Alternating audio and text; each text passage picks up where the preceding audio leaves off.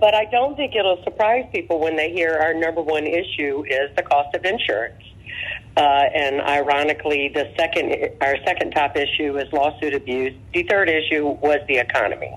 I don't think that really surprises anyone. But the cost of insurance has been troubling truckers for probably at least a decade. But the rapid pace that it has increased over the last 4 to 5 years, it's just gotten so out of control. It's become their second highest cost, just compared to the cost of labor.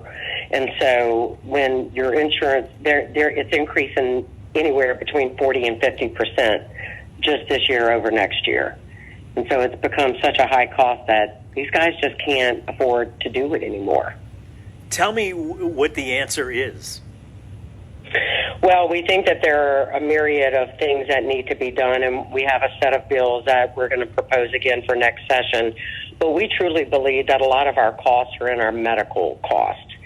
So when you get in an accident, and just like you would go to the doctor because you had a medical procedure, a surgery, or anything like that, you pay this, you get this invoice when you get back from the hospital, and it's got all these charges on it. And let's just say that hospital bill was $50,000.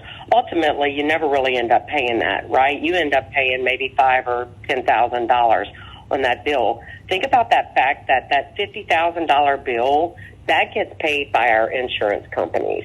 They don't pay the real bill. They pay the fake bill. And so we truly believe, especially for truckers, because our insurance minimums are so high, I don't know if people understand that. We have, 20, 25,000, maybe 50 on our cars. Typically, their minimums are around $1 million, sometimes $5 million if they're carrying hazmat. And so it's part of why we're a target on the road, but it's also part of why our expenses are so high. Say that again, Renee. That's startling. The minimum insurance, our basic insurance, if you are what we call a dry box, so somebody that might deliver goods for Walmart, their minimum insurance is $750,000, not $75,000, $750,000. But most of my truckers carry at least $1 million, and they'll have to do layers, and it's really complicated. But if you carry, gas or any type of chemical on the road, that's considered hazardous materials, and those truckers are carrying $5 million. And that is why we are the target on the billboards. And what does that mean, roughly out of pocket, to an owner-operator, those kind of premiums? Well, it really depends on the type of safety records they have, but what we're seeing is that I've got a trucker that moved to the state of Mississippi a couple of years ago, and so you're talking about 7 or 8 trucks, $50,000 a year. Wow. And so I want you to think about $50,000 increasing by 50% next year. So then his premiums became $75,000. It got to the point where he couldn't truck in the state of Louisiana anymore, and he moved. And that is happening on a weekly and monthly basis. Let me take a break. I like the use of the word target because it's exactly what it is. And you see the billboards and the commercials. If they got a truck with a name on it, call me immediately. Renee, Amar, Executive Director of the Louisiana Motor Transport Association. It's physics, or however you want to say it. Every action has a reaction, right? 720, traffic now, WWL. 725, Tommy Tucker, WWL, talking to Renee Amar, Executive Director of the Louisiana Motor Transport Association. Renee, we're talking about insurance being a big problem for truck drivers. Is it forcing companies out of business? And if not, or independent operators, take me through, first of all, I should say, the trucks we see on the road. Do companies own them? Are the majority owned by owners, operators? Take me through that, please. It's a good mix, Tommy. In the state of Louisiana, it is really roughly about half.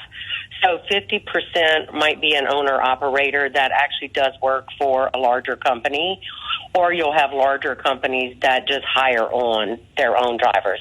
Sometimes you have companies that do both.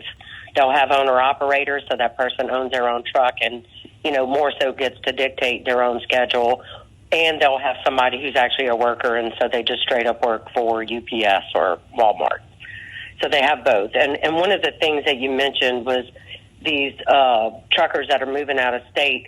The comparison that we easily can draw is this trucker that moved to Mississippi.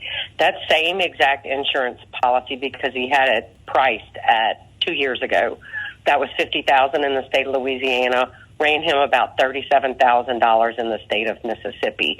It would have been malpractice for his business for him not to move to the state of Mississippi. They can do that in Texas, they can do that in Arkansas, and they will see their insurance costs drastically drop.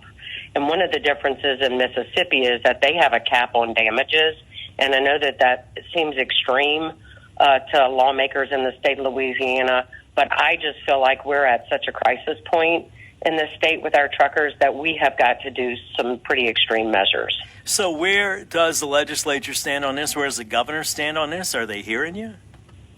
This is part of the problem, is that we had some bills that were heard during the last regular session, and many of them got through the process. One of our major bills that dealt with these medical costs that I was talking about earlier was vetoed by the governor.